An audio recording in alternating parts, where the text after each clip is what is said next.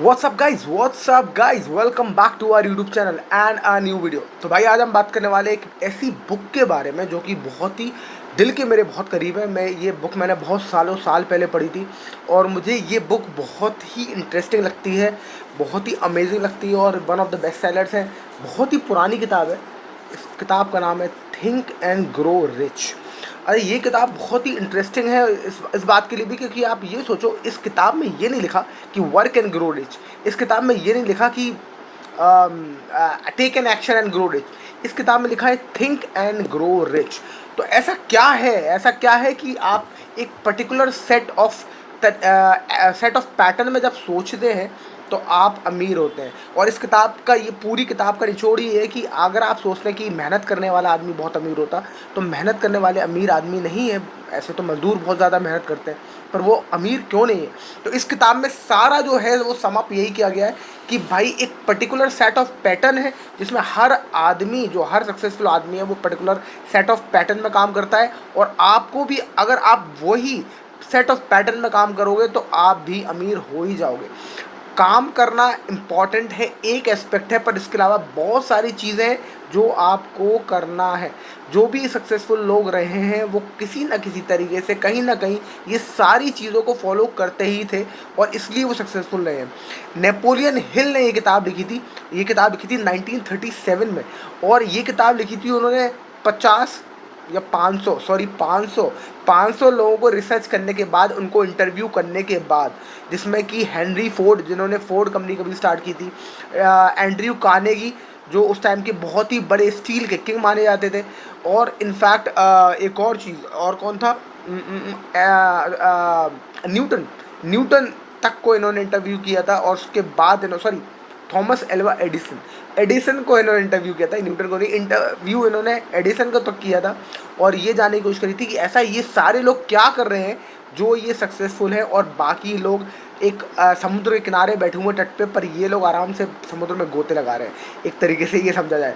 तो हम आज वो समझने की कोशिश करेंगे। और मैंने इसकी 13 स्टेप्स हैं, जो 13 चैप्टर्स हैं इसमें बहुत इंपॉर्टेंट, उसकी एक छोटी सी समरी निकाली है आप लोगों को समझाने के लिए, क्योंकि बहुत ही आसान शब्दों में आप ये समझ पाओगे कि it's not about the action, it's about many things beyond action. हमें लगता है कि कर्म करने से पैसा आता है, कर्म करने से हम सक्सेसफुल होते हैं, पर ऐसा नहीं है।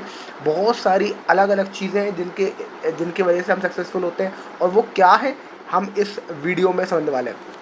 पहला प्रिंसिपल इज़ द डिज़ायर। पहला प्रिंसिपल, अगर आप चाहें तो एक कॉपी पेन लिख दे, लेके बैठ जाएं और लिखें इसको।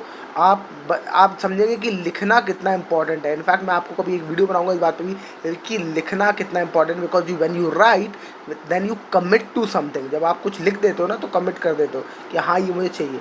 और देन वो कहते हैं ना, किसी चीज़ को जब आप क्लियर कर लेते हो, जब आप लिख देते हो, then you are committed to it, कि मैंने ये चाहिए, और then you are committed to it, then वही फिर सारी कायनात आपको उससे मिलाने में जुड़ जाती है। तो पहला प्रिंसिपल है डिज़ायर।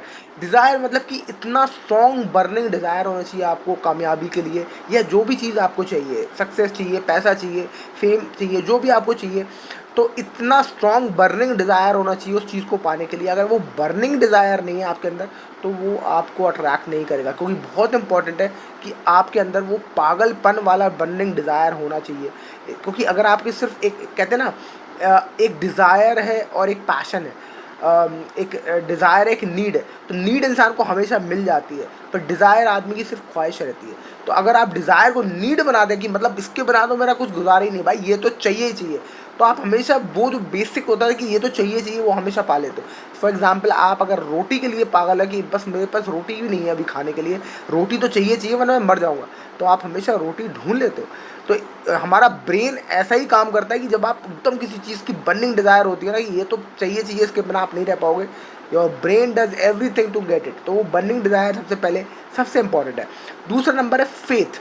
फेथ है कि बिलीव इन वन सेल्फ, कि मतलब अपने ऊपर भरोसा कि मैं पा सकता हूँ और मैं डिज़र्व करता हूँ। दो चीज़ें, मैं पा सकता हूँ और मैं डिज़र्व करता हूँ। ये जो फेथ है, ये एकदम अनशैटरिंग फेथ होना चाहिए, बिल्कुल भी, मतलब कोई कुछ भी बोले, पर आपको अपने ऊपर भरोसा होना चाहिए। मैं बता दूँ आपको, जब भी आप ज़िंदगी में कुछ डिफरेंट करने की सोचोगे, द क्रिटिसिज्म जो कहते हैं ना उस चीज़ के लिए कि क्या करना है, क्यों करना है, ये घर से ही स्टार्ट होता है। तो सबसे पहले शायद आपके घर वाले ही बोलेंगे ये क्यों करना है, उसके बाद आपके दोस्त बोलेंगे ये क्या पागलपंती है। तो जब भी आप कुछ करोगे डिफरेंट, तो हमेशा पीपल विल से कि यार ये पागलपन है, ये बेवकूफ़ी है। पर अगर आपके अंदर फेथ है कि you will do it and something will come out of it, तो भाई स्टिक टू इट। ये फेथ बहुत कम लोगों के पास होता है। अगर आपके पास ये फेथ है तो आप बहुत चुनिंदा हो, आप एक लीडर बनने की क्षमता रखते हो, क्योंकि अगर आपके पास इतना स्ट्रॉन्ग फेथ है तो। तीसरा, ऑटो सजेशन, ये बहुत इंटरेस्टिंग है। ऑटो सजेशन से एक और चीज़ आती है विच इज़ अफर्मेशन, मतलब कि अपने आप को लगातार बोलते रहना कि यू डिज़र्व इट और आपका काम हो रहा है। ये बहुत इससे क्या होता है, एक पॉजिटिविटी का माइंडसेट आता है आपके दिमाग में और आपको अच्छे आइडियाज़ आते हैं। जब आप नेगेटिव सोचते हो कि नहीं हो पा रहा है, ये नहीं हो पा रहा, या ये सही नहीं है, या मुझे मुझे या डाउट वाली फीलिंग आती है कि पता मैं जो कर रहा हूँ सही भी कर रहा हूँ कि नहीं कर रहा हूँ, तो उससे बड़ी नेगेटिविटी आती है, उससे आपके आइडियाज़ आना बंद हो जाते हैं।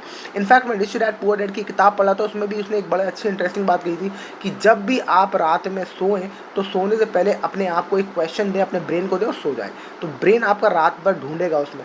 कभी भी ये ना बोले कि अब मैं अमीर नहीं बन पाऊंगा, ये बोले कि मैं अमीर कैसे बनूंगा। तो जब आप एक क्वेश्चन देते हो अपने दिमाग को, तो दिमाग, आप तो काम पे लग जाते हो पर दिमाग में, सबकॉन्शियस माइंड में, वो दिमाग में काम चलता रहता है कि कैसे इसको मैं कोई तरीका बता दूं जिससे वो अमीर हो जाए।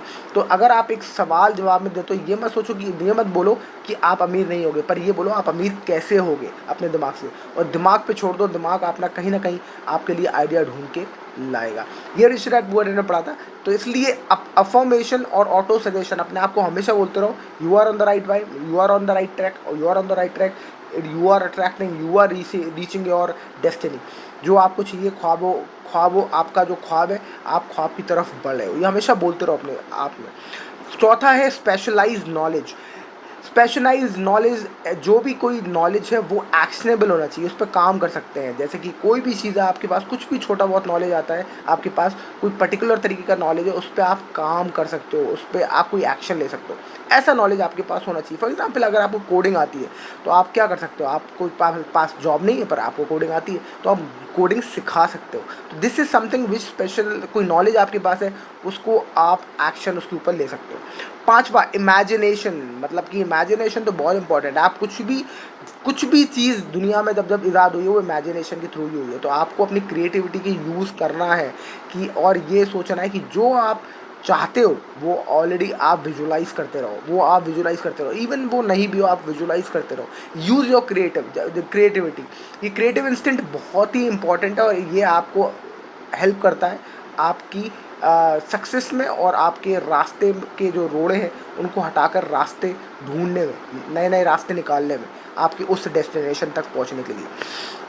छठवा है organise planning, which is very relevant. जो हम ज़्यादातर लोग बात करते हैं कि create a plan and take action on it, ये बहुत सारे लोग बात करते हैं, पर एक ही चैप्टर है इसमें, उसने कहा है नेपोलियन हिल ने, that is very a small part of it, कि एक प्लान क्रिएट करो और उस पर एक्शन लो। ये एक छोटा सा एस्पेक्ट है आपका सक्सेसफुल होने का, पर this is one of the very smallest aspect जो हम कहते हैं कि भैया एक्शन के बिना तो होगा नहीं, वो कहता है एक्शन एक छोटा सा एस्पेक्ट है उसका, बाकी चीज़ें भी बहुत इक्वली इंपॉर्टेंट है। सातवां, डिसीजन, बी डिसाइसिव। अगर आप एक्शन नहीं ले सकते तो बहुत मुश्किल है ज़िंदगी में काम करना, क्योंकि आपको एक्शन तो कभी ना कभी लेना पड़ेगा, और एक्शन लेने के लिए आपके अंदर फेथ होना चाहिए, आपके अंदर बर्निंग डिज़ायर होना चाहिए।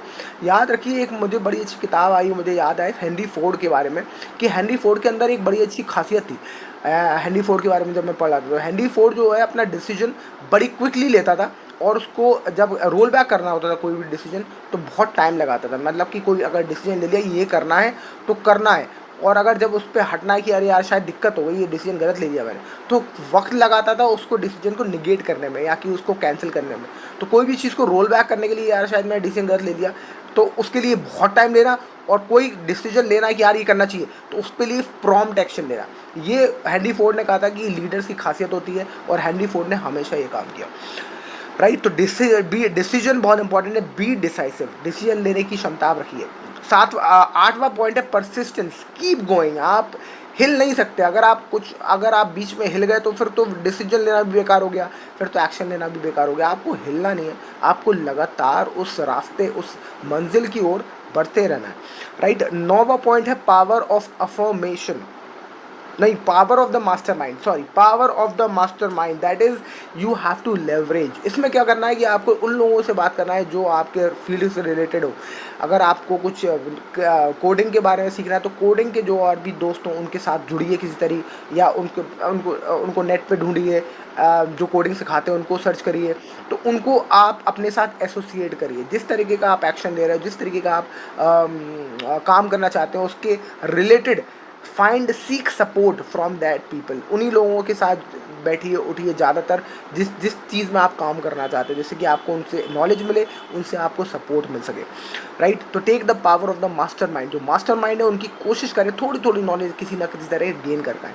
एक 10th है sex transmutation. Sex transmutation basically Napoleon बोलते हैं कि जो हमारे हार्मोन्स होते हैं, स्पेशली जो मैन का हार्मोन होता है टेस्टोस्टेरोन, इसके अंदर बहुत ही इंपॉर्टेंट जो एक तो वो हार्मोन क्रिएशन के लिए तो यूज़ होता ही है, पर इसके अलावा ये हार्मोन क्रिएटिविटी के लिए भी बहुत ज़्यादा यूज़ होता है। तो अगर ये आपके अंदर हार्मोन है तो it gives you lot of creative instinct. तो आप उस हार्मोन को सिर्फ क्रिएशन के लिए यूज़ ना मत करो, पर क्रिएटिविटी के लिए भी यूज़ करो। तो because this sex hormone doesn't only help you to create babies, but it also help you to create companies, it also help you to create dreams.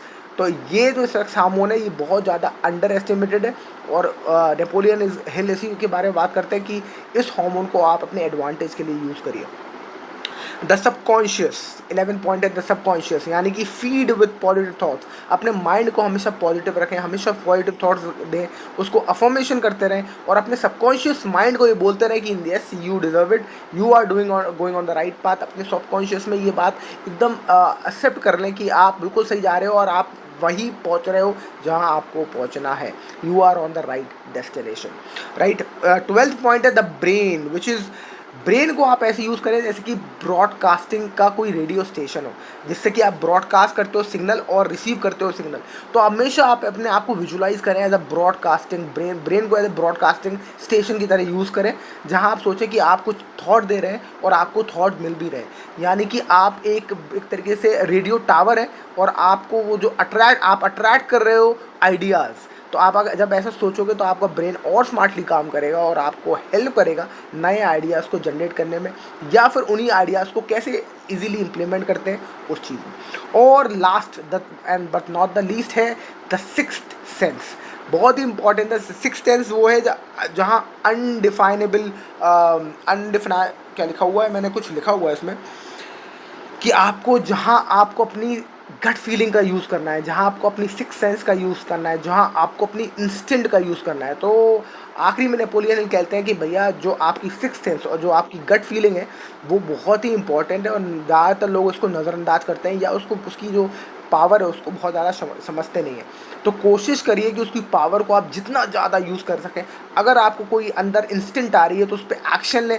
अगर आपको कोई इंस्टिंक्ट आ रही है कि ये मज़ा नहीं आएगा इसमें करने में, तो वो ना करें, पर वो ढूंढें जिसमें आपको इंस्टिंक्ट आपकी कह रही है कि हाँ यार ये करना चाहिए, इसमें मज़ा आएगा। फिर चाहे वो जितना भी मुश्किल हो, आपकी सारी मुश्किल हल हो जाएगी और आप देखोगे आप कामयाबी की तरफ, या फिर आप वो भी जो भी ड्रीम आप सोच रहे हो उसकी तरफ आप बढ़ते चलोगे। तो ये थे 13 principle of Napoleon Hill of being how to think and grow rich. आप इस किताब को ज़रूर अपने पास रखें। मैं अपने सर के पास इसको रख के सोता हूँ, क्योंकि मुझे लगता है कि किताबें सिर्फ आपको जब आप पढ़ते हो तो ठीक है, पर आपको also it gives you energy, और आपको एनर्जाइज करते हैं किसी तरीके से, क्योंकि किताब आपके पास में होती है तो किसी तरीके की उसकी एनर्जीज और वाइब्स जो है आपके अंदर आप कहीं ना कहीं इम्बाइब ज़रूर करते हो। अगर नहीं भी तो आपको इंस्पिरेशन तो मिलती है उस किताब से कहीं ना कहीं। So that's it for this video. I hope you enjoy the video. If yes, like, share and subscribe, and I will see you in the next video. Also, if you want to know more about passive income, stock market, investing, तो ज़रूर मेरा subscribe करें channel उड़ता arrow, description box में आपको मिल जाएगा। And I will see you in the next video. Thank you so much for watching, bye bye.